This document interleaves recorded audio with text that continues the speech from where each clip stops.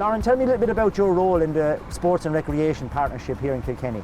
Hi Jason, so I'm the Community Sports Development Officer with Kilkenny Recreation and Sports Partnership.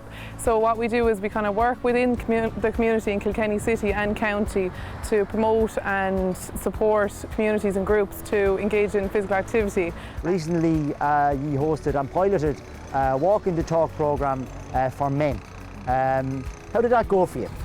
It went really well actually. I think one of the key things, the successes of the programme, was that we had partner agencies like yourselves, Get Ireland Walking and the Men's Development Network.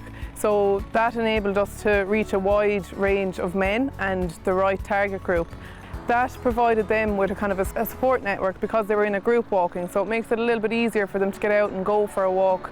They're not on their own, it's not daunting. They had an instructor there as well. We've a brilliant bank of instructors, so that really helped open the men up and I suppose get them a little bit more comfortable with their surroundings in Kilkenny and just enable them to get out and walk in the beautiful outdoors that we have here in Kilkenny.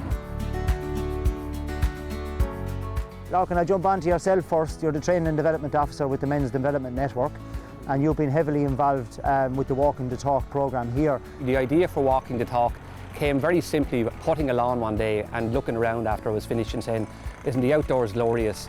And it just happened that week there was 3 different men who had contacted me in my work about, wanting to have a chat about something. And on each case I said, will we go up a wood? Will we grab a stick? Will we go for a walk?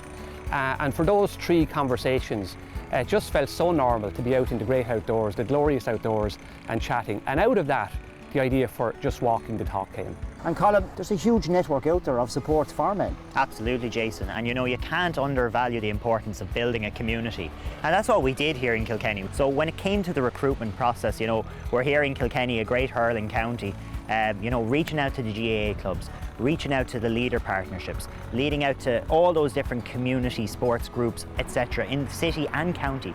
That was critical in terms of bringing men in. So our programme evaluation indicates that the men themselves really enjoyed the programme, they found support and safety in each other's company, and therefore there is a need to expand these kind of initiatives at regional and national level. The key finding as well, Jason, from listening to the men and listening to our partners is that it's through partnership that we can build initiatives like this.